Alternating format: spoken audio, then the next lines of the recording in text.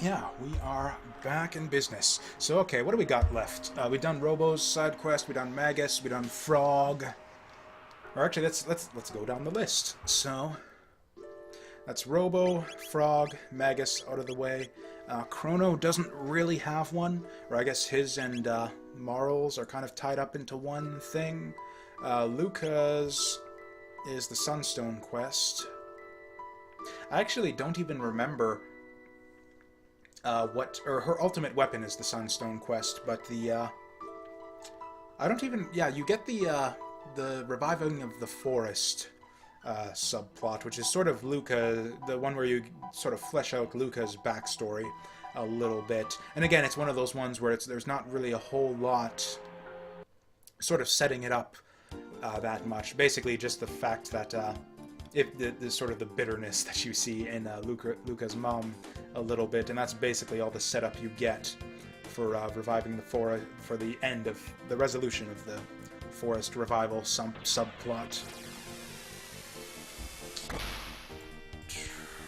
But yeah, I honestly don't remember what your reward is for that one. Or I think it's the Green Dream. I think it's the yeah, one of those stones that gives you your new super triple techs and all that. Speaking of which there's one that we actually want to unlock here. It's really counterintuitive. Like, I would never figure this one out without a walkthrough or something like that. We're not even going to bother with these guys. I think it's faster to just run away. We could kill them all in one hit, but it's not even worth it. It's much faster to just run. Yeah, this is just like the most random like bonus item in the game. I have no idea who thought this was a good idea. But yeah, we've got, or maybe it's clued at some point in the game. I'm not sure. But yeah, basically we got to go into this dungeon up to the point where there's the skirmisher, I think it is, who's throwing rocks at you. And so you need to go to that point in the dungeon, and you need to have Frog as the leader of the party. And then what happens is if you let the rock hit you, Frog will catch it, and it'll transform into a gold rock or something like that. And it's just like the dumbest thing. I don't know who would ever figure that out. Maybe there's a clue and I just forget it. But and yeah, it's something that you can't do your first time through, of course, because you don't have Frog in the party on your first go up the mountain here. So yeah, it is something that you need to come back for. Oh, actually, this is it right here, so it's actually not quite as deep in the dungeon as I had remembered. There we go. Freelancer, that's what they're called. Okay. I don't know what that seems like. That must be some kind of like meme or like inside joke that I just don't get. Like, I have no idea why that would be a thing where Frog just transforms, and the dialogue there too. It's just so weird. There's got to be more to it there. Like, I don't know, something in Japanese folklore, or I don't know. It comes across as very meme-ish, I guess, is the only way I can think to describe it now that the internet's just ruined my vocabulary and intelligence in general. It is kind of a funny scene, even without knowing what the hell, what the hell it's derived from. Or in fact, I wonder if, I think we need to learn like every character's ultimate tech in order to do most of these, like the special triple techs that you unlock from the different stones. Although we could, and yeah, we're quite a ways away from doing that. I'm surprised just how slowly our techs are sort of getting filled out here. I think maybe what usually happens is, because yeah, from what I'm gathering from what we've played so far, I think the way it works is that experience is more or less equally distributed among the party members, even the ones who aren't in the active party. Like, you can see everyone's hovering around pretty much the same level and leveling up at basically the same rate. And that's been happening even for characters that sort of got benched for a long time. But, Yeah, it looks like your characters that you don't use don't gain any TP at all. And I think what normally happens is when I normally play this game, I'll settle into sort of my preferred usual party and use them a bunch. And then they'll sort of end up learning their filling out their tech list much faster than everyone else. Because yeah, I think that I normally have like at least a couple characters ultimate spells by now. But who's best for this area? I think it actually might be like Chrono, Marle, Lucca. Yeah, I think the classic team might actually be best here because element. Or no, that's right. We want ice. The sand monsters, and we want ice to soften them up. So we don't want Chrono here. Actually, Magus. If we end up needing lightning, Magus is the best choice anyways. So yeah, I think this is gonna be the party for this area. Let's see. Is there any equipment we need to swap out? I know, yeah, Robo's speed belt for sure. Probably the safe helm too, actually. We'll just go for the dark helm for the time being. Yeah, we'll get her the safe helm put on. I think Aeon suit's probably fine. Or can she even equip Nova armor? I don't think so. Yeah, so we'll just leave that, although we can put it on Frog. Vigil hat, that'll be fine. Oh right, I actually didn't put the speed belt on her. Oh, flea vest. I thought that was like an actual vest. Magic defense plus 12. Wow. I don't think we'll ever use that because it's just, there's other better things you can do with your accessory slot, but that's actually pretty decent. Pretty decent increase. Yeah, that's good enough, I think. I remember having trouble with this area as a kid, too. Or the boss fight in particular. Getting trolled by the little treasure chest here. It's not much of a dungeon, this is just like a tiny little area. What's the trick here? I think ice. I think these guys are all weak to ice. We'll see for sure if that's the case right here, but yeah.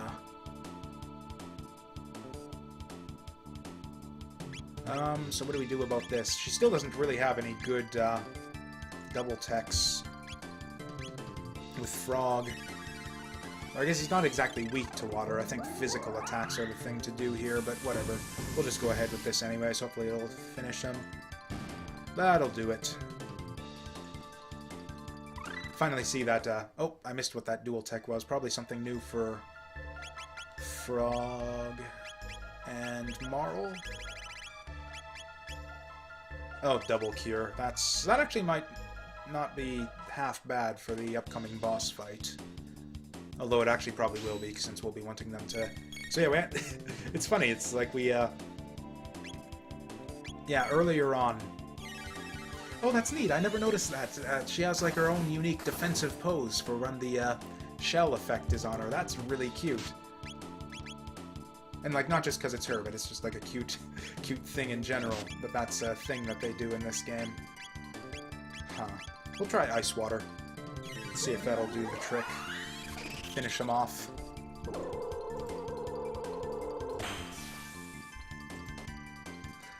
Is that gonna cover it? Yeah, that'll do.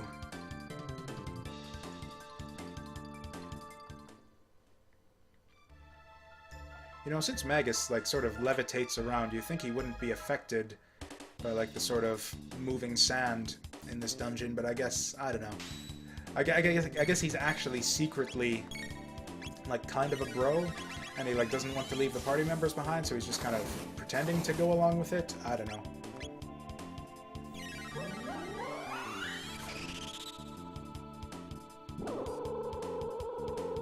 Or maybe he's not actually levitating. Maybe he's just got on, like, the equivalent of ice skates or something like that, and he's just sort of gliding across the ground. Maybe that's it.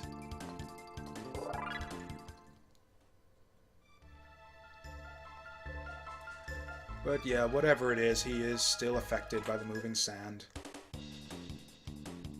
We've got a lot of elixirs now. Oh, I keep forgetting this. I should be bringing in Ayla still occasionally to see what we can steal from some of these monsters. It's not super important that we do that, I don't think, until we get to the Black Omen, where there's like some really, really good stuff that you can get.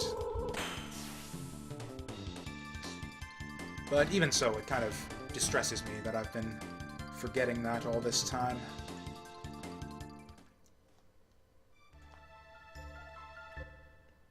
Okay, we just got like one monster group guarding each treasure.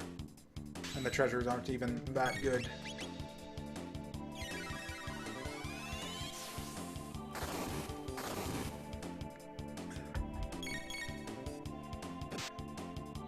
Oh, I just noticed too, these guys, I used to think it was just like a big opening on their stomach or something, but actually, yeah, if you look at it from the side, these guys have like their big tongues sticking out too. Well, I don't know what it is with the Akira Toriyama and monsters with their freaking tongues sticking out all the time. I think even Dragon Quest had a bunch of monsters like that too, like the imps would stick out their tongues at you during their normal, just regular battle pose. I don't know, I get the guy just has a thing with tongues, I guess. I mean, not that there's anything wrong with that. Like I said, I like Akira Toriyama's monster designs in general. Okay, what are we gonna do? Okay, we got a good single target heals available to us, so let's avail ourselves of that. Yeah, Cure 2 is really useless. It's just pointless. Like the regular Cure, he will heal you like 90% of your HP most of the time. It's just kind of a waste of a slot. I wish that she'd get like an actual useful offensive spell by the end. Although Life 2 isn't half bad. Life 2 can actually be really helpful. Especially in the final fight against Lavos. Oh! Oh, are we doing it right away? Oh, shit. No, we're not. That's right, I think it's like some weird little mini-game, sort of, where you have to catch it. But, I think this whole sand pit collapses or something once you do, so we are going to want to grab all the treasure first. Muscle ring. Guessing that's just an improvement over the power ring.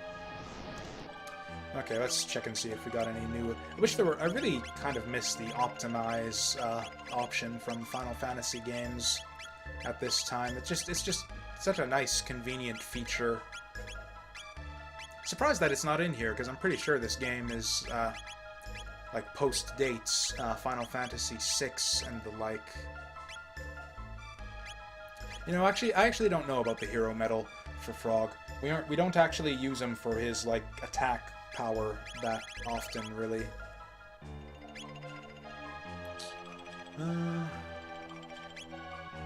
What was the one we just got? Power something or other? Yeah, we got the power ring. Oh, muscle ring. Oh, that's defense. Okay. Oh yeah, we got power ring, muscle ring, magic ring. Okay. Actually, I think we got speed ring, too, now that I think of it. Speed belt, whatever. Yeah, I think we're all good to go for this guy. Oh. Gotta catch him. There we go. And yeah, I think this is the same deal with the regular enemies, where you've got to use the ice attacks to soften them up. So okay, we'll do that. Although I think targeting everyone is a bad idea. I think we're gonna get screwed over if we do this. But whatever. We'll test the waters. And... oh, okay. Apparently we had to do it anyways. So do we... yeah, Glacier really looks like an AoE attack, but... I guess it isn't, so we'll do it this way. And yeah, I guess we'll just keep like we've been doing for the whole dungeon. Okay, so water does no damage, but lowers their defense. Okay. So in that case, I guess we just go to town on...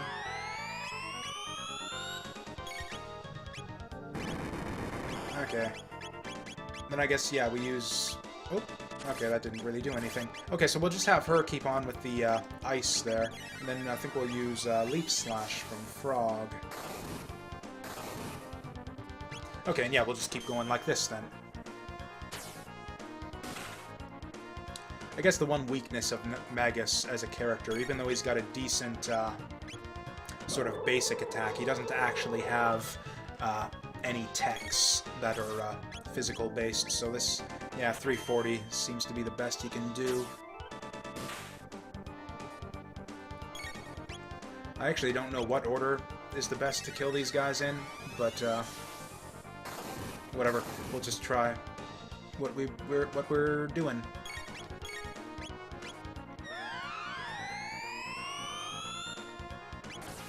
Or I think the gimmick here is that you need to destroy the core, but you can't actually damage it, is maybe the thing, or it has some stupid counterattack.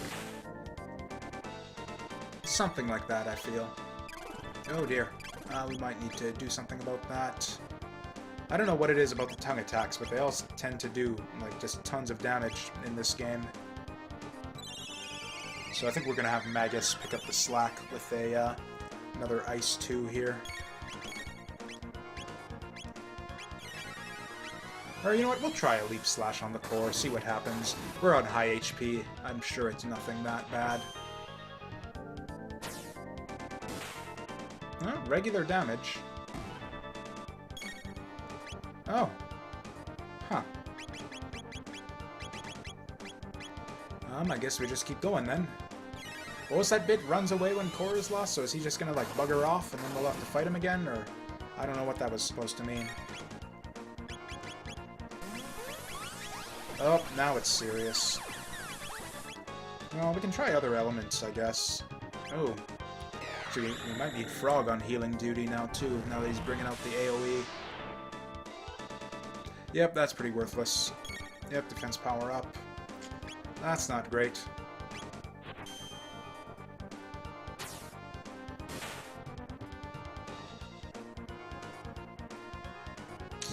Oh boy, I don't think we wanted... I think we did this wrong. I don't think we wanted to take out the core first. Okay, let's go with... Let's throw the haste on Frog, since he's our biggest, like, real damage dealer here. In fact, we're going to throw down the ice as well. But I don't think we're going to bother hasting anyone else.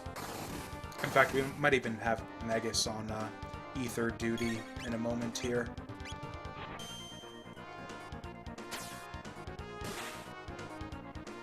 Actually, it looks like 8... Okay, there we go. That's kind of, I feel like that's kind of ironic there, that Frog just got stuck with the big frog tongue.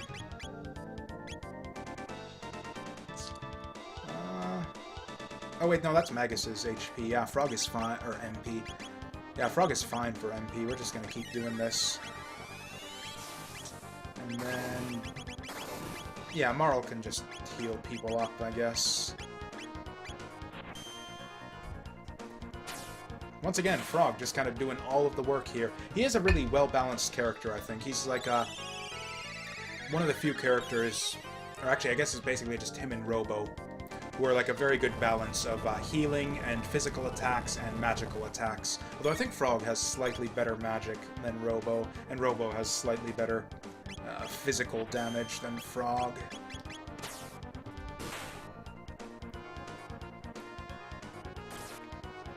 I think we're gonna go kind of back to the usual routine here.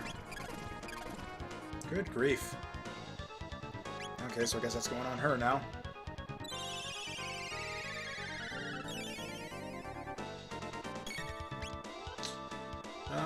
Or actually, we want Magus to do his thing first, because yeah, his defense is definitely going up. Oh. I know I shouldn't do this on camera.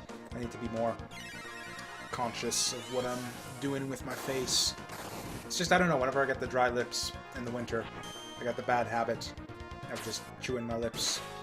It's a bad, bad habit, and then the more I talk about it, the more I want to do it.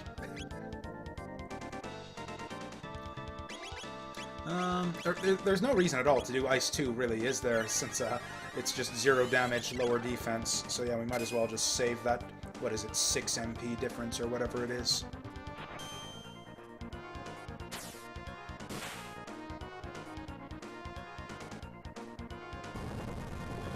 Oh, that's a new one.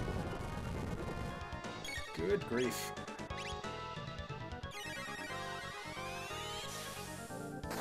Yeah, I think a better party for this would have... I think we went too heavy on the water here. I think a better choice would have been another physical attacker, like Robo instead of Magus, or something like that. Although, of course, Magus is still behind in tech points, so we kind of want him in the party anyways.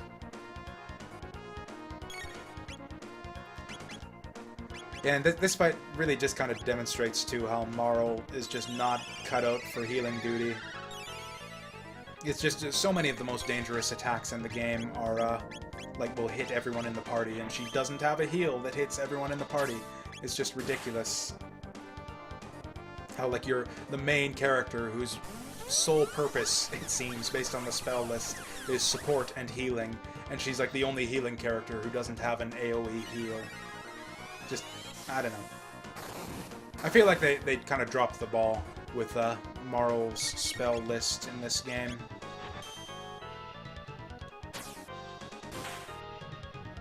Okay, surely we're almost done here. There we go.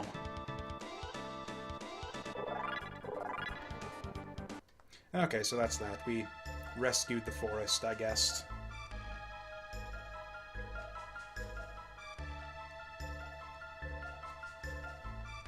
And I think that's basically the end of this little side quest here. Or I guess there's like some story bits to follow, but yeah, a little bit of running around to complete it, but yeah, that's basically it.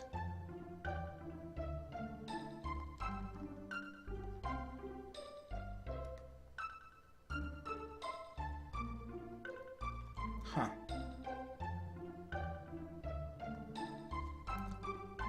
You don't even get a clue as to like what you're supposed to do here. I remember what the solution is, but yeah, I thought it would just happen automatically. That would be they'd be like, oh, we can leave Robo behind. But yeah, you don't even get a clue as to what to do next to advance this one. Because yeah, as you can see, the forest is not revived. I mean, you'd think, I guess she must have had like bad children or something. Like the problem here, as she said, the idea I think is that like she needs to be around for the whole like 4 centuries or whatever in order to revive the forest. And but really, that's what kids are for, right? Like, wasn't her husband's back? Why don't they just like have a bunch of kids and then they can work to revive the forest and then just pass it down through generations? That's the traditional like RPG way of things. Everybody basically just does what their parents did in these RPGs. But yeah, what you actually need to do here is give her a helper who actually will be around for centuries.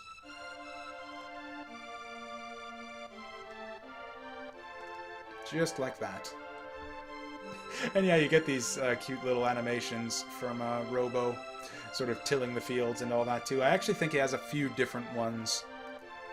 So yeah, I think if you... Yeah, I think if you, like, exit out... Yeah, see, there he goes, he's sowing seeds. Wearing the little traditional scarf on his head as he does it. He's a scarecrow now. Right down. Is that like a hat or a nest? I guess that's a nest he's got on his head or something. Yeah. And then back to plowing. Back to sowing. Back to scaring. Okay, so it looks like he just cycles through those 3. Still, that's just a great touch. I absolutely love that they threw that in there.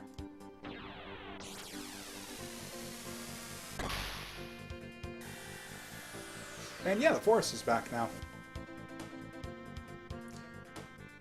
Apparently it took centuries, but yeah, Robo did the job in the end.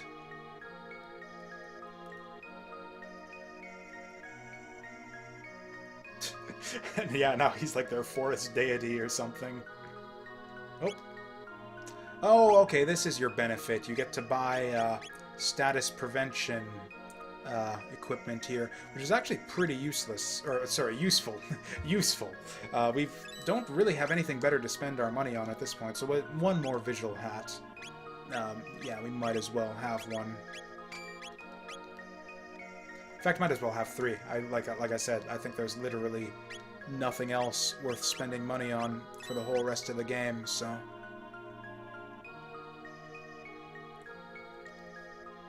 And yeah, so Robo's a bit worn out, having... Yeah, I suppose, yeah, him being a futuristic robot and everything, there would have been no one from the Middle Ages to the present with the technical know-how to repair and maintain him. Well, although apparently his buzzer's still working. Oh, apparently so he's just got... Apparently they just switched him off. All we had to do was push a button to get him back into action.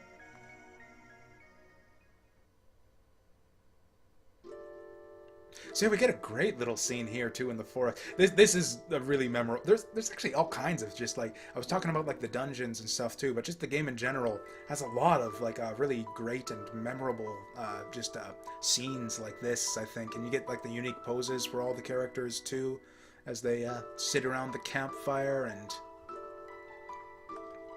Yeah, just like ruminate about like what does it all mean? Where do the gates come from, and how did we all end up together like this? So you get a bit of character development here for like both like Robo's kind of like musings and ponderings about how it all came together and what it all means.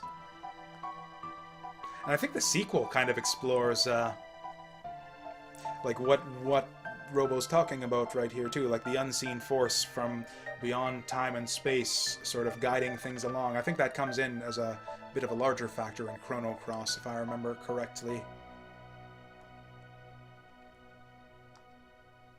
Yeah, this is a great conversation and like a great scene right here. And again, Frog being a bit of a downer there.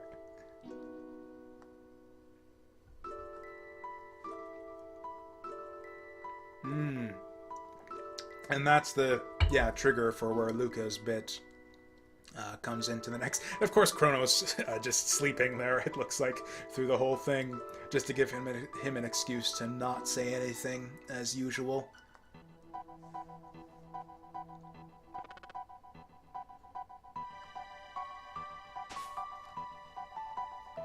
And actually, I suppose the DS remake as well.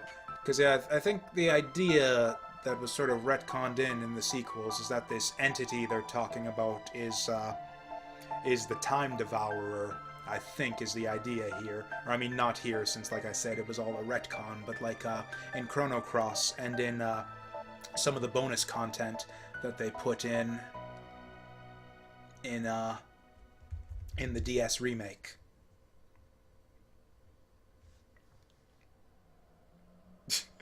It's kind of funny that all of their sleeping animations are the same as their death animations, or KO, or sprites, I should say, since none of them are really animated. Yep, and now we get the mysterious red portal. And there's really no explanation for like where this came from or why it's here all of a sudden, other than that previous conversation about the entity to kind of just set up to plant the suggestion in your minds that there's something from beyond sort of influencing events and who's setting all of this here into motion. So yeah, we get a bit of Lucca's history and some surprising just notes from her diary here. So do you guys remember what Lucca's mom's nickname, or not nickname, but her name was? Because that's like the trick here. I really, like I said, I don't remember if there's any benefit to actually getting this right. So yeah, this is the same. This is the moment that kicked it all off for Lucca. And again, like I said, it's weird that this is like sort of what got her into like hardcore into technology and that type of thing. You'd think this would cause her to like swear it off for the rest of her life. But yeah, this is how Lucca's mom's legs got ruined.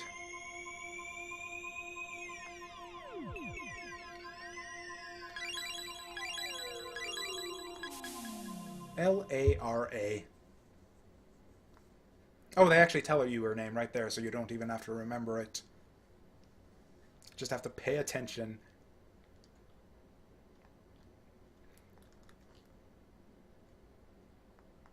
And actually, so this new note, yeah, learn something, study machines, there will be no more accidents. And I guess that was, right, that was the, I guess the impetus behind. But I think the note is different if you fail that event there. If you, yeah, if you screw up the password. In fact, I think if you put in just one wrong input, like the scene goes differently and her legs end up ruined after all. I mean, actually, that's interesting. They even give you the time right there, too. This would have been, yeah, 10 years ago. So I don't know what Lucca's canonical age is here, but that would... Yeah, I guess that provides sort of a clue as to the ages of everyone. She would have been X years old here, and then X plus 10 in the present. But yeah, it doesn't matter because we saved her. And then if you go... And basically, I think your only payout for this, because yeah, you get the item that you get here either way, I'm pretty sure.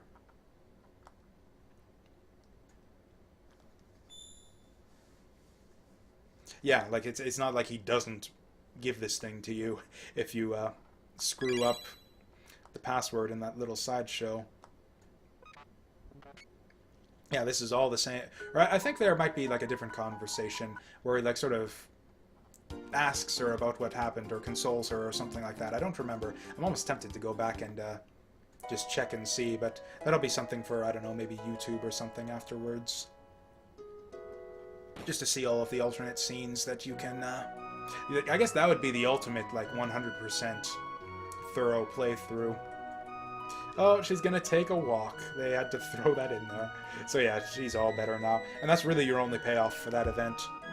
Is the, yeah, chance to get her to walk again. And nothing else changes if you fail it. And other than that, yeah, basically the whole point of that side quest was, what was it? What was the name of the item? Yeah, you get Green Dream. Oh, it's one-time auto-reanimate. I thought there was a triple tech item, but okay, apparently it's, yeah, one-time auto-reanimate. Interesting. I don't know that I'd ever equip that. I'd rather equip something... Because, yeah, once you use it, then, like, your accessory slot is voided for the rest of the fight. I'd rather have something on here that prevents me from getting knocked out in the first place, but, anyways, that's that. But, yeah, your main benefit for that whole side quest is the, Vigil Helm. So I guess, beyond this, it's gonna be... the Rainbow Shell and the Sunstone from here. I think we'll do the Sunstone first. Just because I feel like it.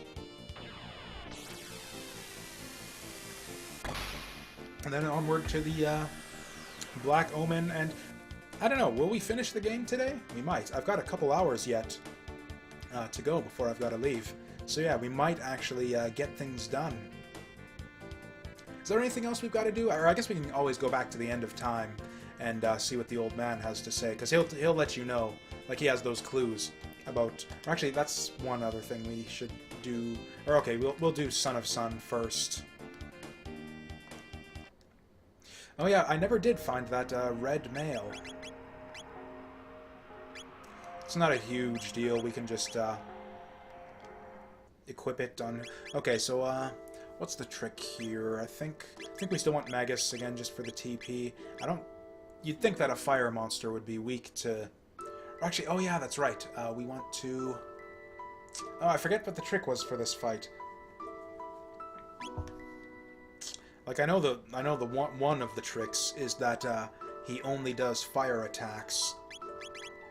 So you might as well equip all the fire defense you can. Actually, you know what we're going to do first is we're going to get these guys in the party, and we're just going to...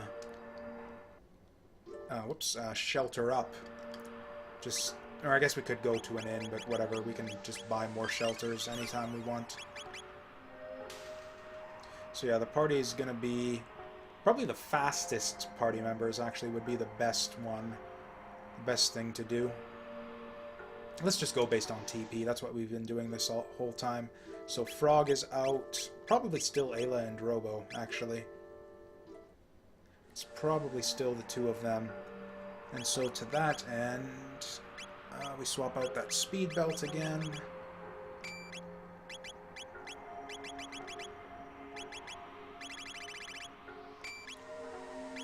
And what else? Wall ring is good for her, so she'll be fine with the wall ring. That'll defend her against pretty much everything. So we swap out... Right, this is the whole reason why we kept these ruby vests in the first place, is for this fight right here. And nobody has red mail, huh? Yeah, we just never found it. Oh well, so much for the 100% playthrough and all that. But it was, I guess it was either in one of those shitty chests that we missed, or, I don't know, the stupid Evil Weevil hole that we never got. So yeah, there's a gimmick with this fight, whereas he'll just counter-attack you if you attack the center. The trick is that you want to attack the flames, but only one of the flames is the right one. Every time you hit the correct one, then you'll deal damage to the center. And if you hit the wrong one, then you'll get a counter-attack like that. So that's a miss. And yeah, if you hit the one in the center, he counterattacks with, like, Flare, which is the strongest fire spell in the game. Okay, so then what we want to do now is get as many attacks, yeah, just like that. And yeah, you can see even with the fire resistance, that does tons of damage. So this is actually, like, not a super easy fight.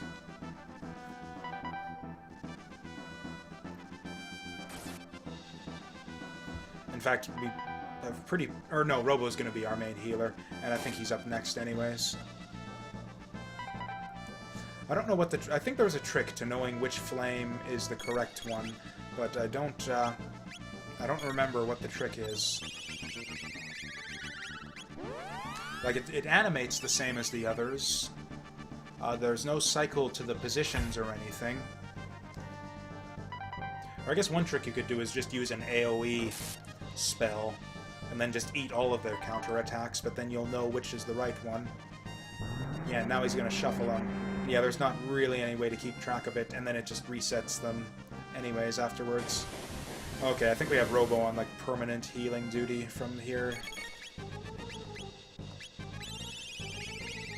I mean, I tried to follow it as it was circling around, and I think it was one of these two in the top corner, so we'll see if that's, like, a viable strategy, but I don't think it is. I think it just randomly changes it to a different position.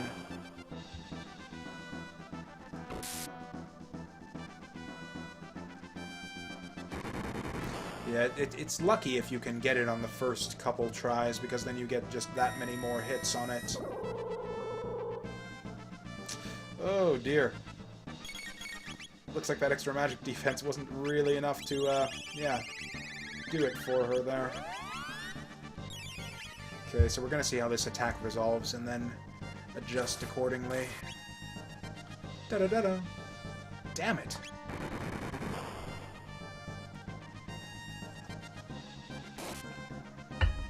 So Ayla was a bad choice for this fight, I guess. In fact, she might die now, if he does a flare right now. Okay, we made no progress there whatsoever.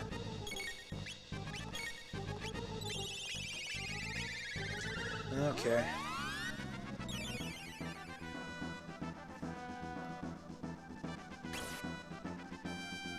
Please be the one. That is not the one. So yeah, kind of... Like, I know how the fight works because I've done it before, but it's kind of a tricky one to figure out, I think. Like, your natural reaction would be to just AoE the whole thing, try and kill them all, kill all the flames off. But that's not actually possible, and the whole trick is that you have to randomly guess at the correct flame, and it's just kind of a guessing game. Come on. Damn it. And yeah, it's like 1 in 5 on each of these. 1 in 5 chance of getting the right one each time. So, are we actually going to get it, like, all the way around? Yep, we hit every single one except the correct one. That's usually the way of it, I guess. Oh, shit. Actually, we want a, do we have, like, any kind of, like, full heal? I guess we could just give her a revive. Or let's just use an elixir. Let's just fucking do it. Actually, at least now we know exactly what the correct one is. Unless he, like, roulettes right away.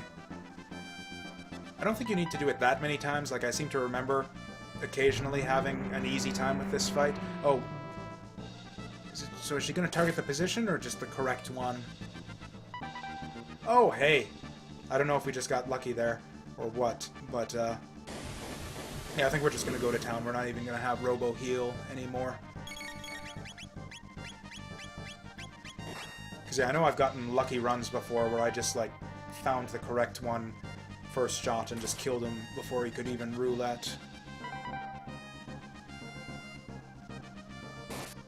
Should be going down any moment now. Or not. Wow, he seemed... That's an intelligent eyeball right there. He just seems to be, like, gunning for our... Whoops, oh, shit. Went the wrong direction.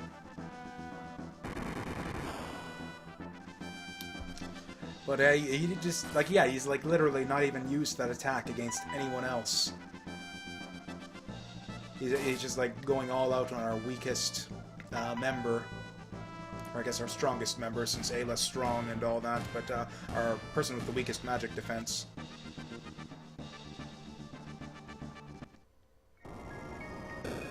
Okay, and then Son of Sun turns into the Sunstone.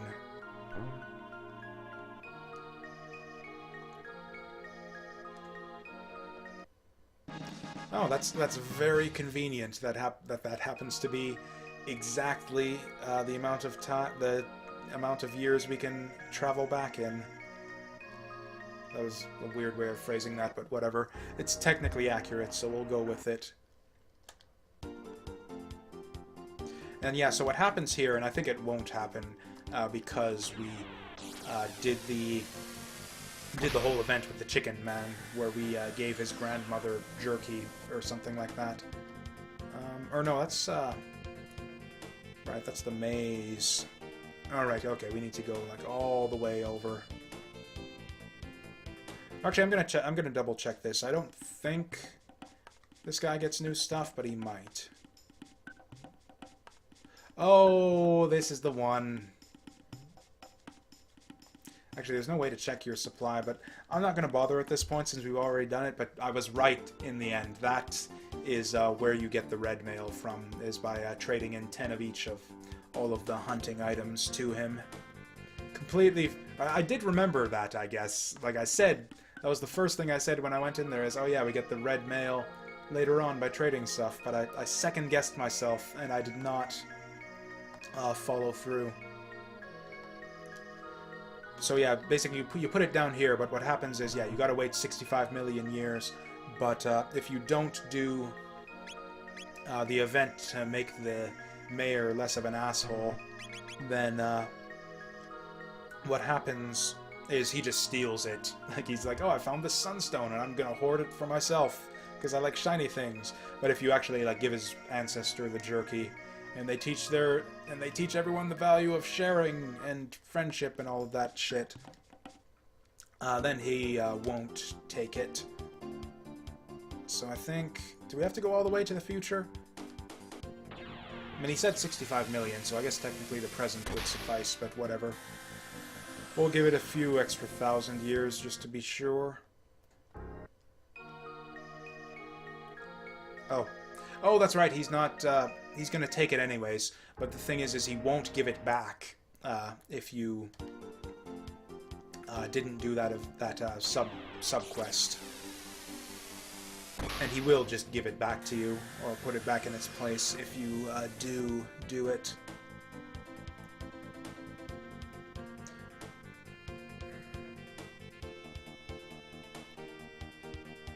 Okay. Yeah, kind of a weird little interlude here. And yeah, like I said, there's really nothing to this quest other than the one Son of Sun fight and then a bunch of running around to power up the Sunstone. Oh? Or maybe it's this... Maybe I just went to the wrong time period. Maybe Lavos destroyed it or something.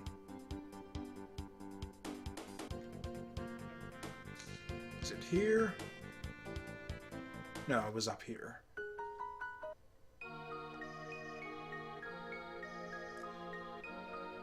Oh, you actually... Okay, you actually have to go up and investigate the thing where it says, it's gone, and then it'll show up at his house. That's right. Actually, I'm going to use a shelter again. Just because I'm too lazy to go to the inn. But yeah. I think what I mainly just want to do is put Ayla in the lead. Just because I... Just sort of like how when I was a kid, I liked the idea of flying around places as Magus. Nowadays, I just really like the idea of... And yeah, you can see the sparkly there as your obvious clue that this is where the Sunstone went. Yeah, so he just gives it to you, whereas you would have selfishly hoarded it otherwise.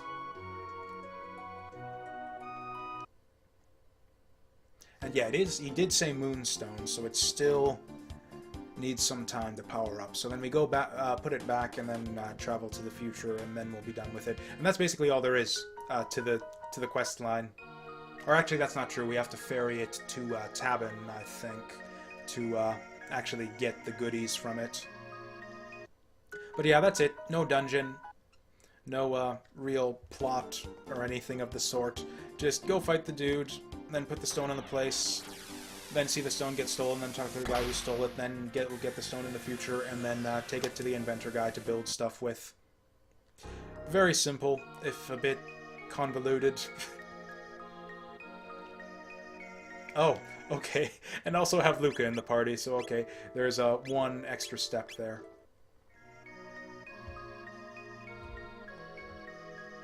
Oh, that's right, Lucca invents it. And then, so yeah, your basic reward here is Lucca's ultimate weapon, which is arguably worse than her second best weapon. Actually, this is another thing that Square likes to do, where the ultimate weapons are like not actually like just higher strength or anything than the others, but there's some weird thing to it. FF7 did a bunch of that, where it's like Cloud's best weapon was based on his total HP or something like that, and I think there was something weird with Vincent and Tifa's as well. So yeah, Wonder Shot. Oh right, and we do get a little bit of extra stuff too, although I don't remember what the sunshades actually are. So you go to equip it, and it's like, holy cow! That's like way, way better than her other one. But as it says, damage may vary. Product may not appear as it does on the tin. So yeah, with this actually, so basically the 182 there represents the maximum damage, and it'll basically do a random amount of damage between like 0 and the maximum. So you're basically playing roulette every time. Or I guess Russian roulette, because it's with like a gun, even. But yeah, it's basically just completely random. I don't know what the deal is with sunshades. It says it increases your attack power, or I guess maybe it increases like the odds of getting a good roll with the Wonder Shot. But even then, even with this, Lucca's not a physical attacker at all. You want to be using her spells all the time. So yeah, we're just gonna leave her with the speed accessory. And then the last thing we need to do, I believe, is the Rainbow Shell. Oh, and I guess that's the other benefit of the Sunstone, is that the Sunstone and the Rainbow Shell combine to make Chrono's best weapon, if I remember that. Where was... I guess I can just check the map. Okay, it's just down to the south. I guess this little bit here is kind of the closest you get to, like, some additional resolution for Ayla's little storyline, even though there's not really any story to speak of, and she isn't really involved or doesn't have anything to do in it, but we'll take her anyways, because it's kind of her time period. So I think, my understanding is that this is meant to be the ruins of the Tyranno lair. In fact, yeah, that's quite obvious from the just what the place looks like. Oh, I completely forgot you could do that. Yeah, you can just like sit on the throne here and yeah, go nuts. I actually want to see, does Ayla have a different reaction? Ha ha ha! Woe to the vanquished. That's like, yeah, kind of an additional bite there when you have Ayla do that, since yeah, that's her arch rival's throne right there.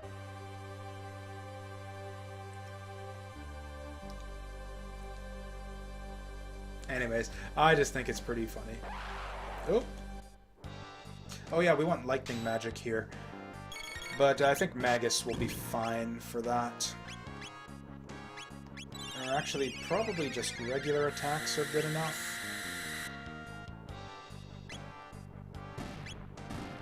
In which case we probably don't want Lucca here, but whatever. But, you know, you can get lucky sometimes, and that's pretty great.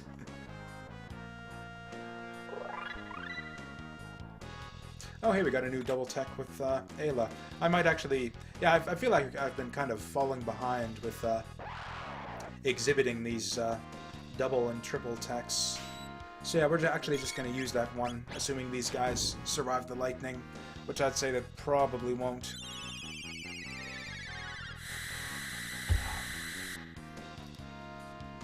Oh, shit. Okay, that did not work out as expected. We're going to try the Fire Whirl, just to see what it looks like. Are they all countering that, too? Is that what's going on here? Or I think his status is protected, though. I think he has, like, a helmet or something that keeps him from getting screwed over by that. God damn it. Okay, let's try the fire. Oh, hey, that's actually gonna work, too. Okay, and I think this is like... Oh, no, actually, this probably does hit everyone, actually. That's pretty good, so we'll have, like, an all-target ability. Oh, and what an all-target ability it is, too. Okay, so we got, like, the one attack for the dinosaurs, and the one attack for the other dinosaurs that are not resistant to... or that are not weak to lightning. In fact, we're gonna do that again. We're just gonna keep that Fire Whirl train going. Ooh, that was a fair bit of damage. You wouldn't think that like a little nerdy scientist girl would do that much damage. I guess it's the helmet. You must have thrown her like helmet first or something. Oop. I think these guys might be... Or okay, they're probably not weak to fire since that didn't do tons of damage or anything. But I don't know what they are weak to, so fire is as good as anything else. Oh, maybe they're resistant to it, and that's why they're not taking a lot of damage from this. But, whatever, another one will probably do it.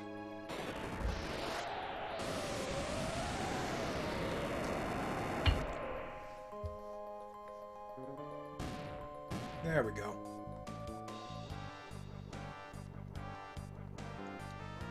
Apparently that's like a really nasty thing in real life, is where you've got like a, Oh no! I'm a terrible person. I murdered that little kitty cat. I wonder if the treasures here get powered up or anything if you don't open them in the prehistoric era. I might actually have to check that on game FAQs. Never even thought to try it. I hit the wrong switch again.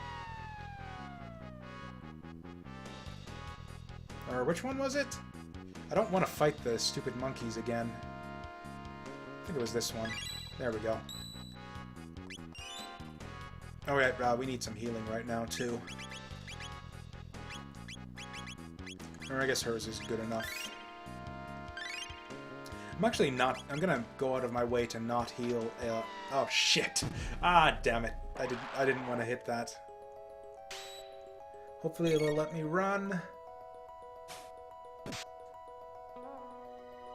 Yeah, I'm actually not going to heal Ayla throughout this dungeon just because I want to see just how good that tail attack can get when she gets at really low HP.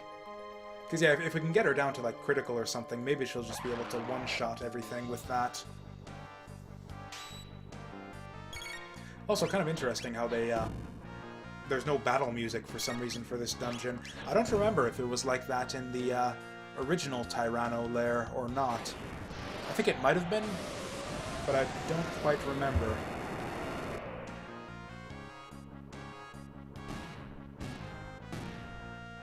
Now we're probably going to have to fight the other group in here. I think I'm just going to run from them if that's true. Nope, we're good.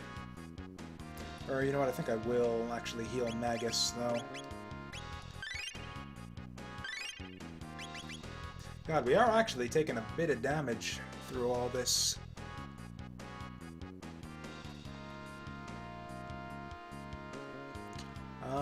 I forget what the gimmick is here. I'm actually stuck. How embarrassing. What are we supposed to do? Fall down or something? Is there a switch? Was there something else that needed to be done, or did we need, like... Oh, you know what? There was that note at the beginning. I think that gives you a clue about what needs to be done. Yeah, I think maybe you need like a grappling hook or some kind of like item from elsewhere in order to clear this place out. I wasn't really paying attention when I read that, but I think it was something like that.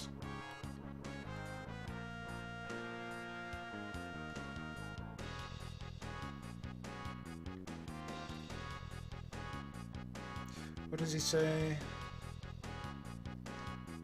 Okay, so I need to jump into holes, however we do that. I didn't see any holes I could really jump down, though. Or maybe the one with the cat? God, it's annoying how the enemies keep coming back every time, too.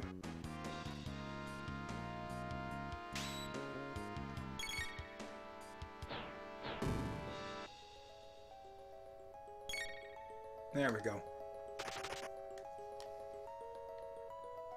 Okay, maybe follow that cat down then.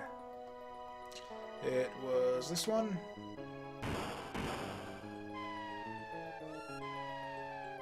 There we go. Okay, so that's the trick. Oh, right, and it was one of these two. There we go.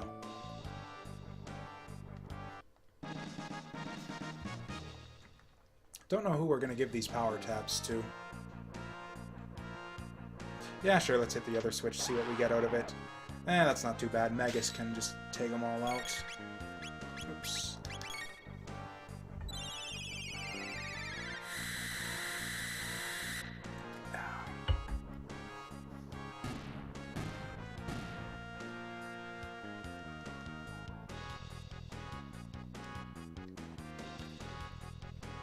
I actually don't remember much about this dungeon now that I think of it clearly, since I had no idea what to do until now. But yeah, I don't think it's as big as like the original Tyranno lair. Or you know what? We're gonna try the Dino Tail. She's at like half HP, so maybe it'll be decent by now. That's pretty shitty.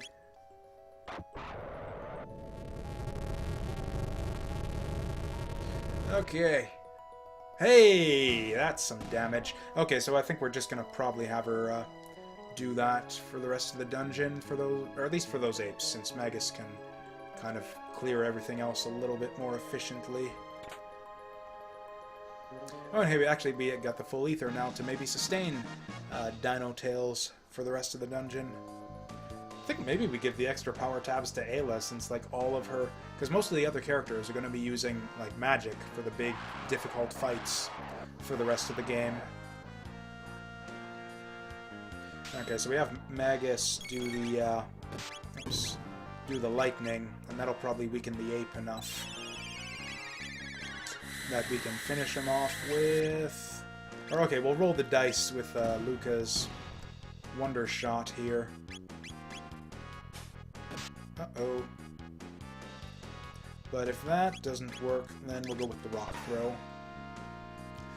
That's pretty decent.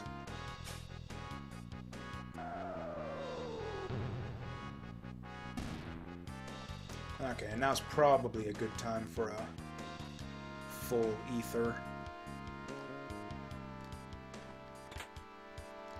Blue rock. I guess that's for a triple tech of some kind. Probably Ayla's, given where we are. It is not. I know Magus has one that can be done with a special... Oh yeah, he's the blue rock guy, actually. Blue and the black rock. Interesting. I thought he just had the one triple tech. Yeah, we'll have to show those off at some point. Yep, full ether is worth it. Oh, okay, we've got to consider the boss of this place as well, because, yeah, I'm not sure if this will be the best party for the Rust Tyranno. Oh, I think this is just a shortcut to the beginning. Yeah, you can drop down that ladder.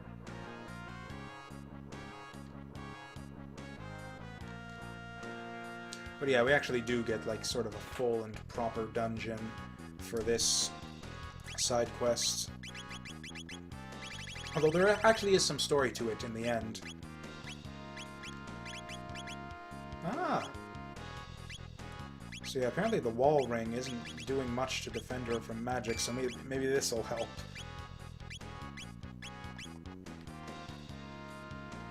And actually, yeah, even with the defense of the wall ring, she wasn't, yeah, even close to, like, up in the upper ranks of magic defense in the party, so this should help her out a little bit, at least. Oh, I've still got, the stupid ruby vests on, don't I? Forgot to switch that out.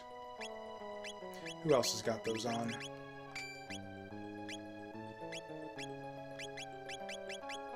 Okay, that's more like it.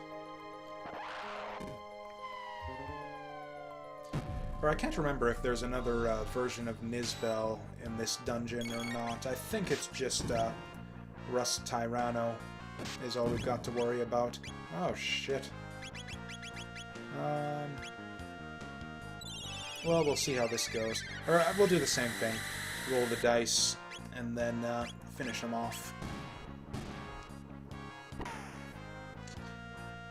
Yeah, that I think that's the first time we've actually gotten a really low roll on the Wonder Shot. Okay, now people need healing. Oops, wrong button. Keep hitting the wrong button on the menus for some reason. Oops, I didn't want to heal her. Actually, yeah, the super good Dino Tail would actually be maybe slightly useful against the Rust Tyranno. I don't know how to open that mouth, so I'm just gonna leave it. Oh! Might be something helpful there, though. I think I've actually had my fill of battles for this area, so we're just gonna skip a few of these. Or are these the TP giving rocks? It looks like they are. Oh yeah, this is Robo again. These are the exact same guys as on the Mount Woe. If we can luck out and get a good Wonder Shot here, that would... Of all the times, she lands the hit but misses the roll. Although our hit stat is so much higher at this point, yeah, it's not that difficult to take these guys down now. I wonder if you can farm these guys, because if these guys respawn, I will legit, like, just farm tech points here all day. Or it won't take all day, but as long as necessary to learn everyone's skills. Okay, getting a bit unlucky with the hit rolls there.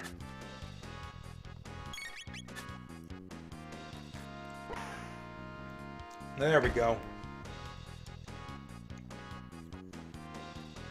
Oh wow, nobody's learning anything. How long have we got to go? Okay, so she's like right on the verge there. Magus has got a bit to go. Lucca is right on the verge, so son of a bitch.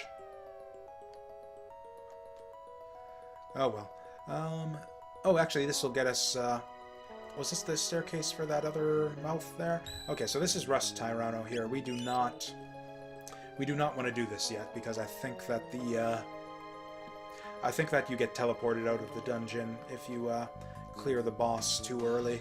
Okay, this is the way up. I actually forget what I left up here that made me angry about falling down the pit now, but Or we did that side last time, so we'll do this side.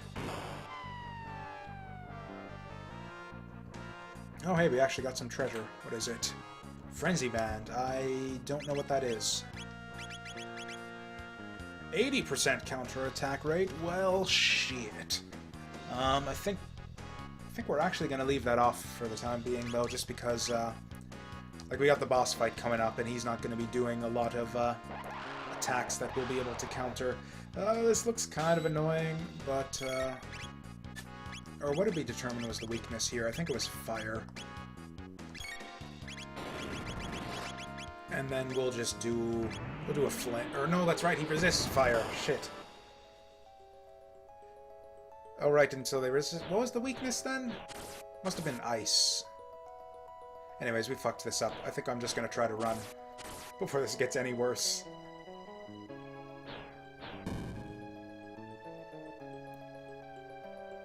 Or right, it wasn't that their weakness was fire, but just that fire tornado does tons of damage against them. Hopefully this will one-shot him. Not even close. Oh yeah, we're gonna run. In fact, I'm not even gonna, like, bait their counterattacks or anything. We're just gonna run. Good, good. Man, these things do a lot of damage, too. This seems like weirdly difficult for as much, like, leveling and powering up as we've done by now. I wonder if we're going to be alright against Lavos in the end. Oh, I did it again. I didn't want to heal her at all.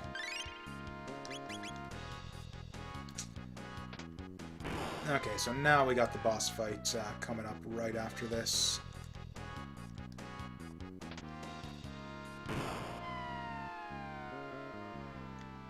Okay, so actually now that we've done those rubble fights, and that, yeah, it looks like they don't respawn, which is a shame. But yeah, let's actually look at who's best for this fight. I feel like it's gonna be probably Robo and Frog, except Frog's already learned all of his techs, so we're gonna actually, yeah, we're gonna put Marle in, just because I think these three are sort of behind on learning the techs and all of that, so we're gonna do that. We're gonna double check the equipment. Oh yeah, we kind of want the speed belt on both of them, huh? I think Robo's more important, though, so we'll leave it on him. Or do we have any speed tabs or anything? Power tabs. Oh, we've got a few, don't we? Yeah, I think it's actually going to be Ayla, since she'll never get, like, an ultimate weapon or anything. So yeah, we'll just put him on her. Okay, that'll get her a bit of extra damage. Yeah, we definitely don't want the power ring on her. In fact, I think we swap out... Okay, here's what we'll do. We'll swap out... Yeah, bandana on Robo. Then we'll get the speed belt on Marle. And yeah, that'll have them just a little bit more equalized. I don't remember if this boss has, like, status-inflicting stuff or not, but yeah, we're gonna grab the Vigil hat. Oops, we don't want to accidentally have that on him when he's in the party, even though we could switch it off later. We're just gonna... Wait, did I not, Oh, Vigil hat is for boys only. Is that what's going on? No, what did I take off? Oh no, I did it the wrong way. We want the Dark Helm. There, now we've got a spare Vigil hat. Okay, bandana, speed belt, all of this looks pretty solid.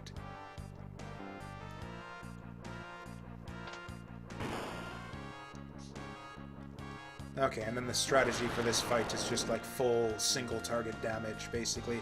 Oh, okay, apparently he's just not going to do anything.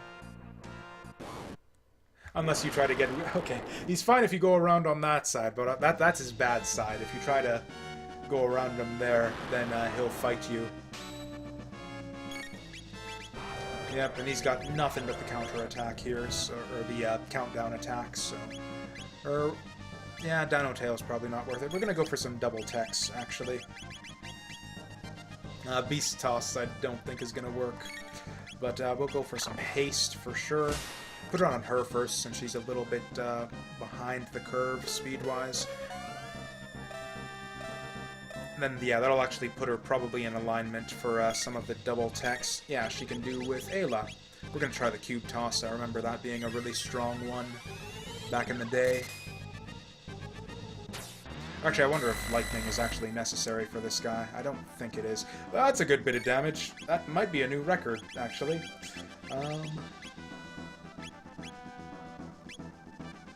Oh, right, that's, yeah, AoE centered around Robo, so since his face is up there, that's not going to work. But yeah, I think this is the basic cycle we're going to do for this fight. And then, frankly, even if he does count down, I think we'll be fine.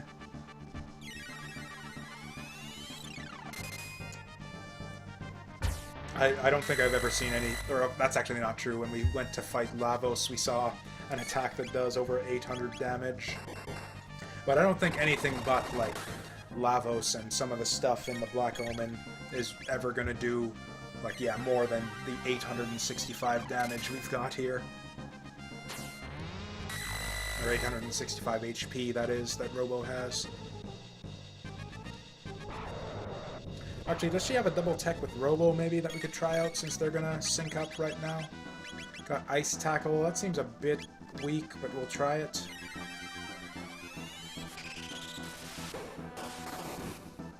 Oh, that's actually not bad. What can we get out of her, then? We'll try the Tailspin, I guess. Oh, yeah, it's too far away.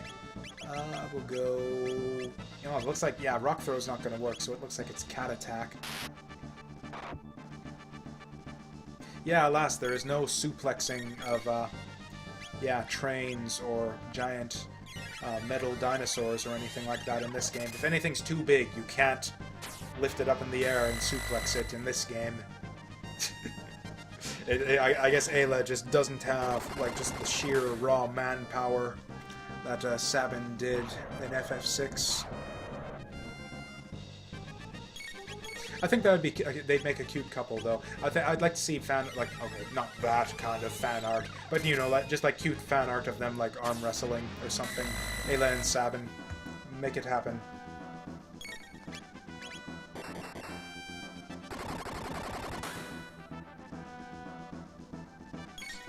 I think we're going to take a hit right away. I don't think we're going to get him before the countdown counts down.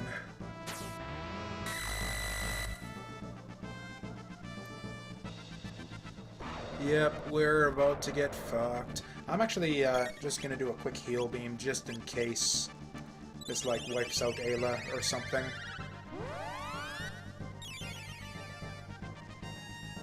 Yep, that should top us up for any nastiness that's about to come our way. Frankly, Ayla might still go down with how shitty her magic defense still is.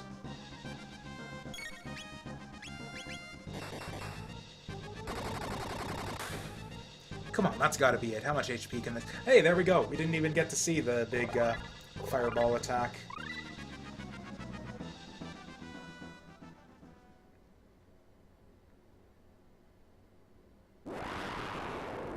Okay, so that's him dead.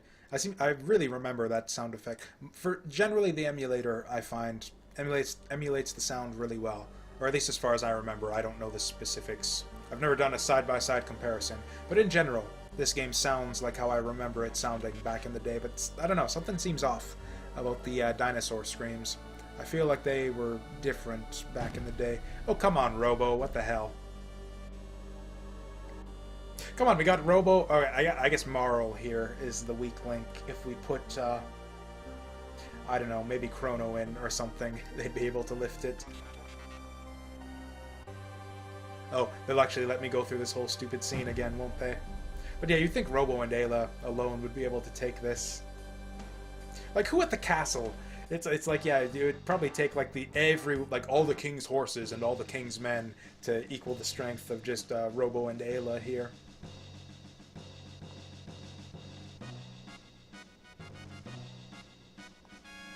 Oh yeah, that's interesting that we have.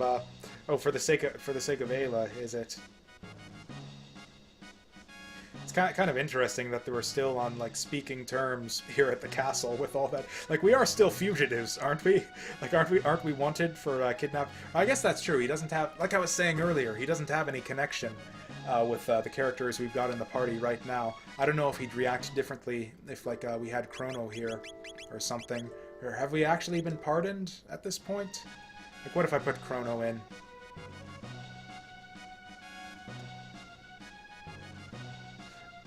Oh yeah, that's right, Herpaderp. We're in the Middle Ages. Yeah, I'm just stupid. Right, so of course they don't give a shit here. So yeah, there's no reason to have Chrono here. But... so how close are we on the final text for everyone? She's like just inching closer and closer there. Got a ways to go for shocks, so we're gonna put Robo in for a while. We're gonna have Marle in for a while. How's Lucca doing? I feel like she was pretty close. Oops. Keep hitting the wrong button, god damn it. She's pretty close. We'll probably... yeah, we want Magus in, I think, as the last member. This will be a good enough party for the next section here. And actually, yeah, since we're right here in the castle. Oh, and I think I want... yeah, sure, let's run around as Robo. That'll be fun. I don't know, I find... oh, wow, that's pretty amusing. Oh, I want to go and do this with all the different characters now. In fact, maybe let's do that, but we can see kind of what Marle gets out of it. I feel like Robo has kind of the most amusing of those, though. Oh yeah, do a little dance.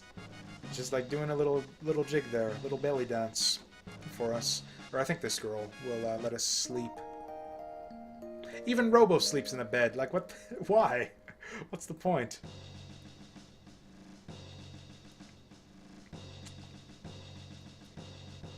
Of anyone, like even Magus. Okay, I guess Magus, you know, he comes from that kind of cushy lifestyle. He was a prince back in Zeal. It was like, you know, sort of the opulence of the court of Zeal and all that. So maybe he's used to, like, you know, a comfortable bed and silk sheets and all that nonsense. But Robo has no excuse. That guy should be just like shut off next to the bed or something like that to be really consistent. Oh yeah, and I don't really know why we want the shell here for 100 years. I'm not sure why we needed to just keep that thing in storage in the castle for all this time and couldn't use it just immediately.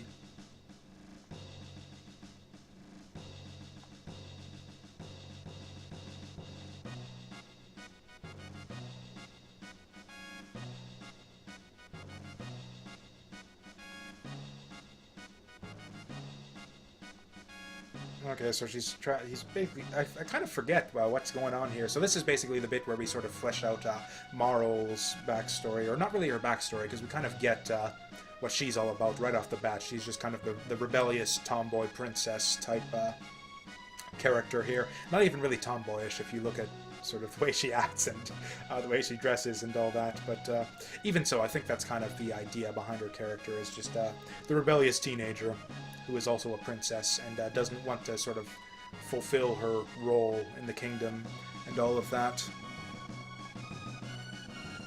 And this is sort of the resolution of her little subplot here.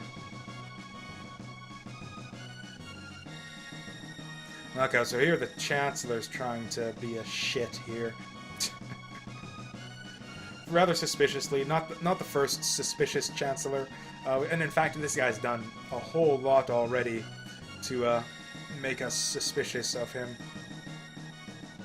Or actually, I think this is the first point where we've actually had a free reign over the castle here.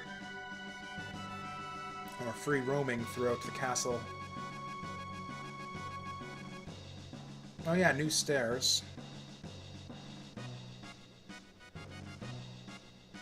Oh hey, and a nice modern kitchen down here too. Oh, I'm a bit disappointed that we don't get to see like the descendant of the chef or anything. Cut the foolishness. Are we serving foolishness tonight? Is that what's on the menu?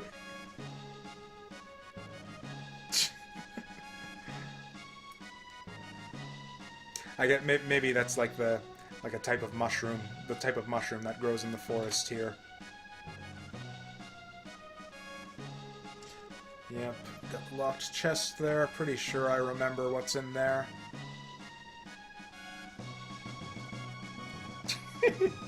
Not so much pulling rank there as throwing a tantrum.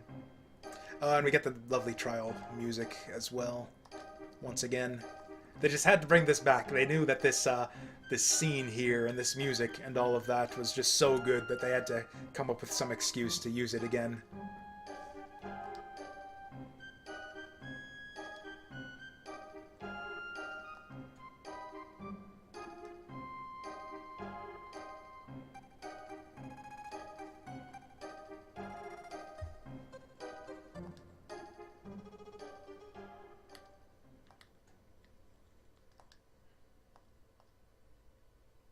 I feel like the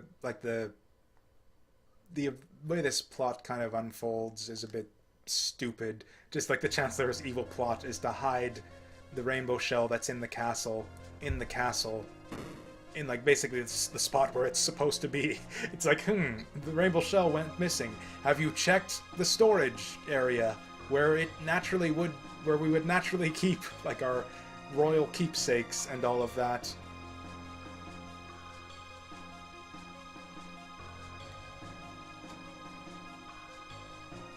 Yeah, you remember that? We did all that, like, just 2 minutes ago.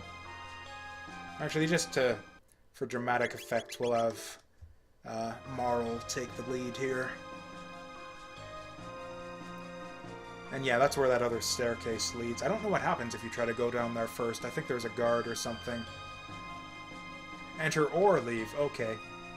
But they did let us enter. They just won't let us leave now. Yeah, this guy was guarding it before. And weirdly enough... Okay, yeah, and this kind of gives you a bit of a hint as to what's going on here, if you remember. Sort of the business that went down with the Chancellor way back at the start of the game. And that sort of explains why he was such an asshole to begin with, too. Why he went through all the trouble to try and murder Crono unjustly and all that. That's a great pose right there. I can't remember if... I haven't noticed that one before. Oh, and again, this seems to be a thing. Whereas whenever this music plays for a dungeon, you get like the dramatic jump cuts to the other scene that's going on in the meantime. But yeah, weirdly enough, yeah, the servants of Yakra have not really gotten empowered or leveled up at all over the centuries. So this is like literally the same enemies we were fighting way back at the very, very beginning of the game, with the same stat lines and everything. Okay, since we're here, since we've got the opportunity, yeah, we're just gonna go ahead and loot everything that we can. I don't know why I bothered running into her. And I don't know, it just seems like kind of a waste. Like, would it really be that difficult to pellet swap these enemies and make them a little bit tougher and all that? And it also kind of, again, I guess the intention here is sort of similar with Ozzy's Fort. The idea might be to sort of lull you into a false sense of security, because just like Ozzy's Fort, you just like cut through easy enemies with no resistance, and then all of a sudden there's actually going to be a difficult boss fight at the end of all this. Or not like super difficult or anything, but like a proper boss. Like the Yakra, that, spoiler alert, the Yakra that will fight at the end of all this is not as easy as the one we fought at the start of the game. In fact, I vaguely remember like actually losing that fight my last time through the game.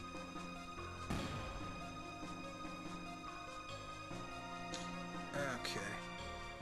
But yeah, it's just kind of a strange sequence in general, I guess, this whole bit here.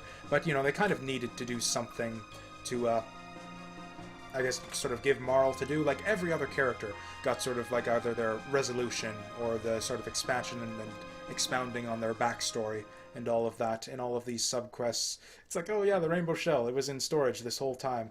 Just where we put it in the first place. It's just that there were monsters here for some reason.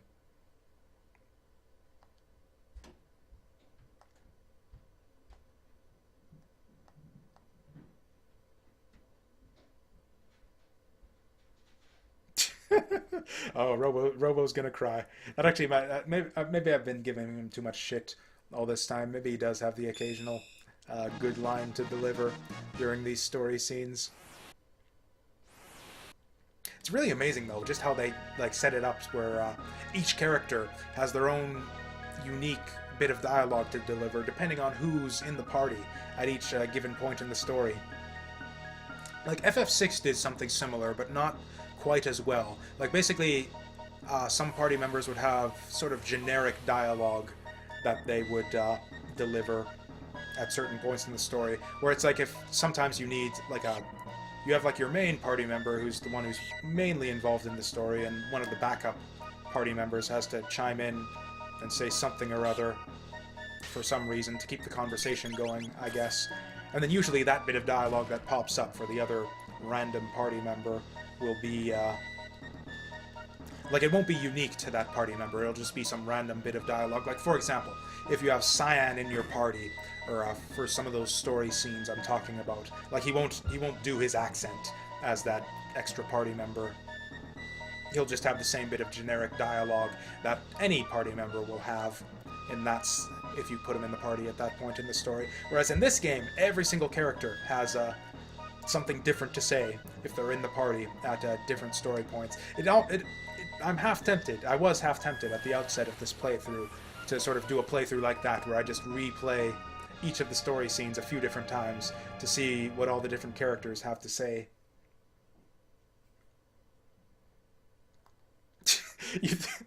You'd think they might have something to say about that, like he just blurts it out for everyone to hear in the middle of the courtroom all of a sudden. And also, what the hell, why would the Chancellor inherit the kingdom? Like, surely that would be Marle's job after all this. This is a good scene right here, too. You got the classic, bust through the stained glass window there. Disappointing that you don't see, like, the shards fall down or anything. That's the other sort of part of the sort of cliche, I guess, of the hero busting through the stained glass window of the church at the nick of time.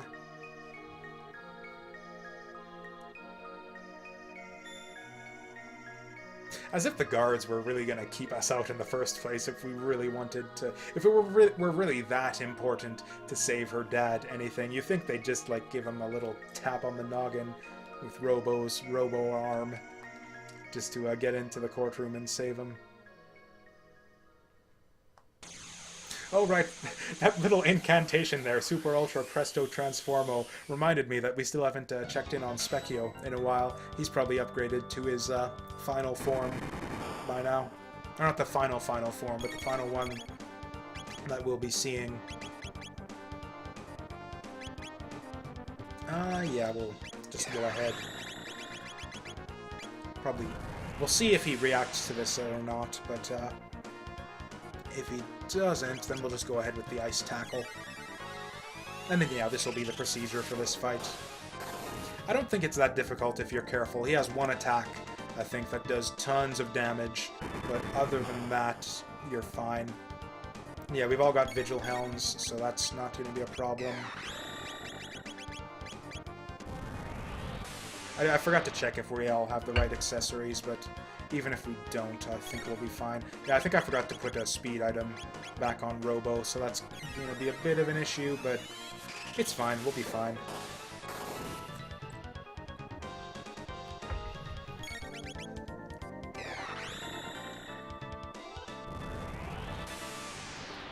I like how you just have, like, the... Because, of course, they're just part of the scenery or whatever, so you're not going to have them move around or whatever.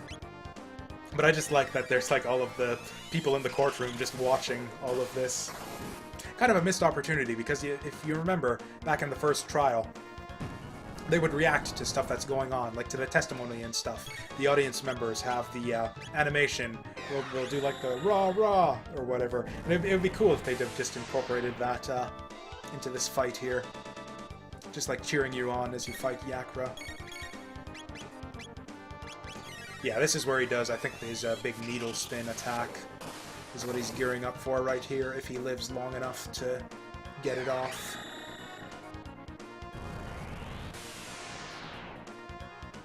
Yeah, so it looks like you, they go through 13 generations of Yakras in 400 years.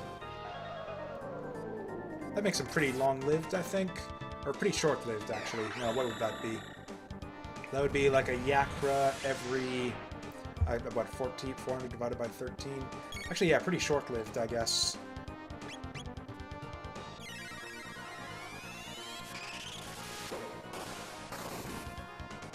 Yeah, we're actually going to be fine. This is, like, not even going to be a thing. Oh, never mind. Here we go. Okay, that's a bit of damage. We might want to do something about that just now. Although, thankfully, it is just single target damage, so actually, for once, that is actually going to be kind of right up Marle's alley here. Assuming she gets it off in time. Oh, defeated again. Oh, okay, is he going to get taken out by this? I think this targets everyone. Yep, there he goes. No TP for you.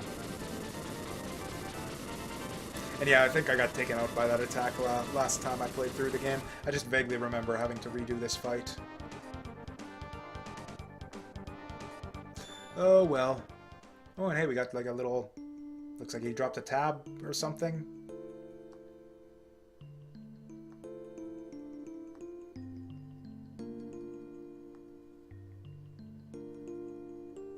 So I assume this means that Chrono's off the hook for his crimes.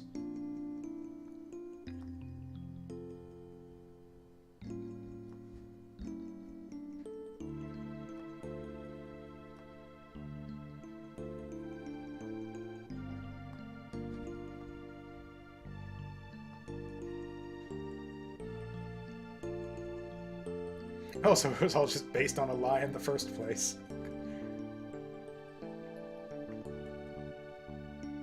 The Chancellor's little machinations there to try and turn her against him. Oh, that's what she was... That's what gave her that bit of pause there.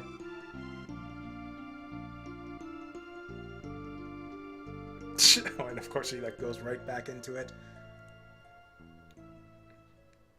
Oh, cool. So I guess that means, yeah, Chrono's off the hook for eating that dude's lunch and kicking that girl's cat and all of that. I like... It's also a bit of a waste having Magus in the party for all this time, too, just because he never has anything to say during any of the story cutscenes. Or, yeah, the dialogue scenes with... Like, I'm pretty sure that whoever else you would have in the party would have had something else to chime in after Robo there. Actually, yeah, this is our first crack at, like, everything in the castle here, so I guess we might as well, yeah, go exploring a little bit. And I think that's it for side quests. I think all that's left after this is just the Black Omen and then Lavos. Oh, her tutors, I guess.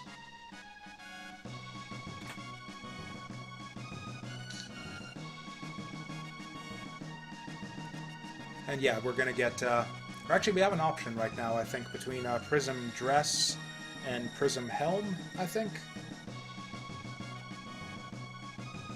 So yeah, you either get like one really solid piece, one really like awesome solid piece of armor that's like the best one in the game, or you can get 3 helmets that are really awesome and solid and the best in the game. I always used to go with the helmets, just because, you know, 3 is better than 1. And all of that. Oh, this is where you get the red mail. Okay, so I don't know what the hell I was on about then. Although yeah, I guess you can't actually get it when you, at the same time that you get all of the other mails, because of you're being locked off from the castle as a result of being fugitive. Can you get 3 dresses? Oh, you're right. Yeah. Oh, and yeah. Hello, Link6040. Thanks for stopping by. And yeah, I think you're right. I think now that I recall it, I think you can steal it from an enemy. I think from Zeal, the boss fight against Zeal. I believe you can steal prism dresses from her. Or prism helms, or one or the other. Something like that. I guess if I really wanted to do like a super thorough playthrough, like I've been saying I want to do all this time, I would have, oh, and this is... Oh, do we... Oh, that's right, yeah, the key is what Yakura dropped in the trial room here. And yeah, if everyone in the audience is still in the audience, I guess these guys are just, Yep, that I did know about, yeah, being able to go back and redo the Black Omen over and over. And I think, yeah, even defeat Queen Zeal repeatedly as well. I don't think there's even any benefit for letting the Chancellor out here. You can just leave him to rot forever. Oh, okay, is he going to give me anything? I guess maybe it affects the ending, because he says he has to prepare for the parade or whatever. Maybe he just doesn't appear at the end is the only difference that makes. But yeah, if you want to, you can go and repeatedly clear the Black Omen and get all of the goodies that it has to offer over and over again.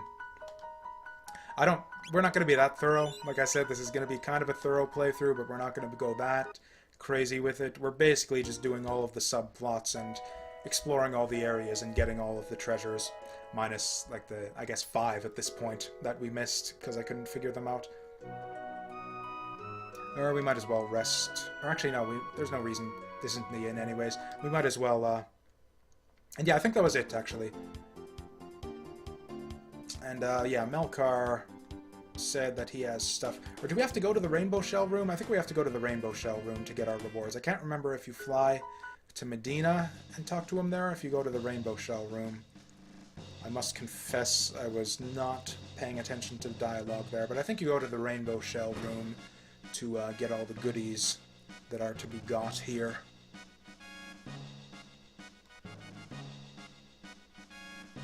Yeah, I kind of got to think a little bit too now about what party we want to take into the end game. I think my usual party is basically like Magus, Chrono, and Robo, or at least it was back in the day. And I think I prefer the Vigil Helm to the Prism Helm anyways, because status effects are such a pain in the ass a lot of the time in this game.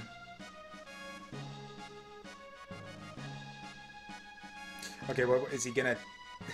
what is he gonna say about the other one? So Prism Dress is for women only.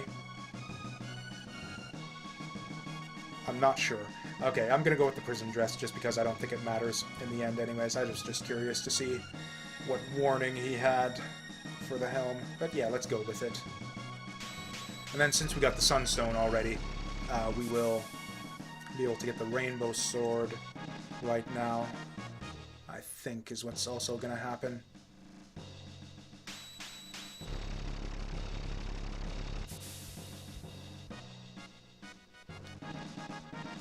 Oh, Prism Specs.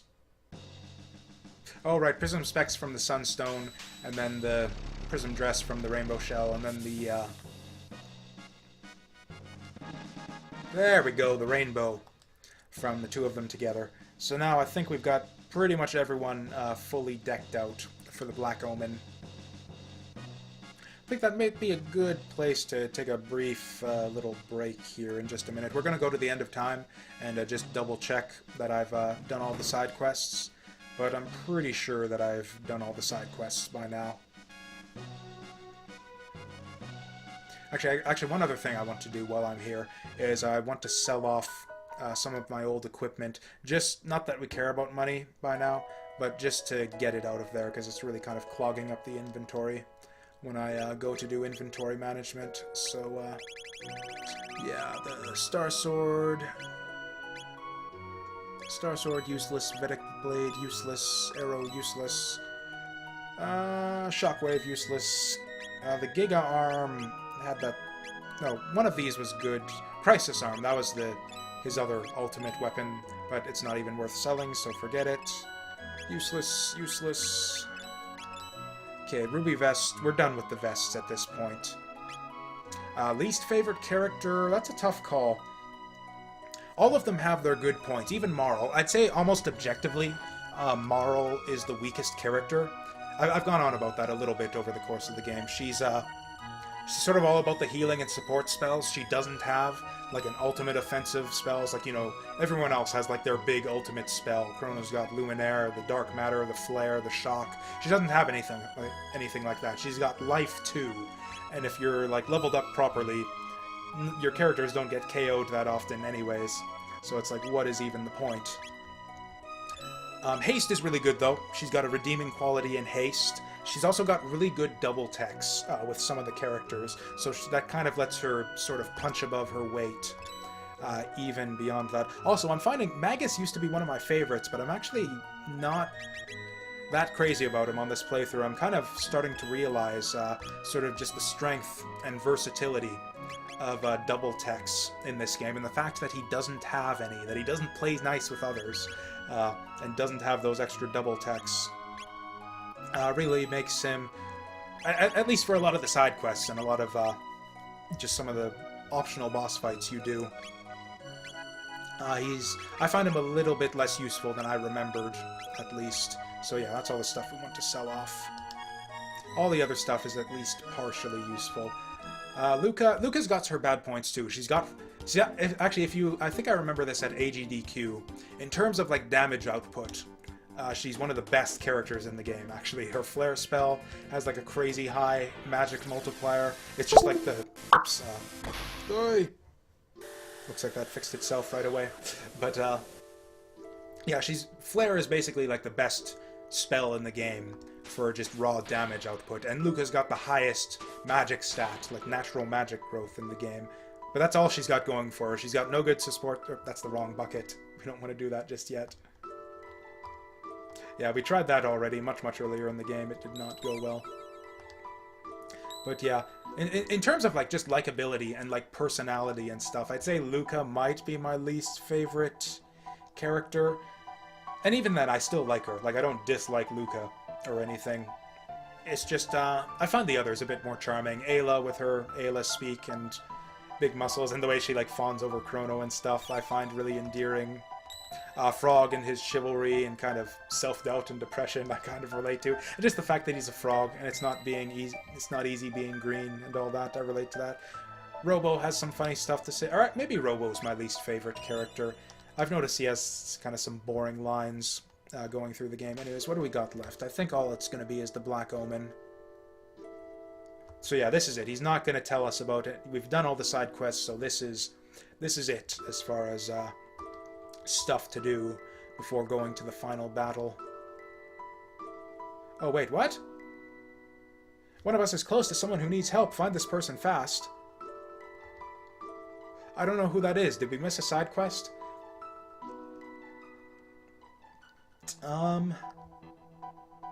What is someone close to you is in need? Find them and help them fast.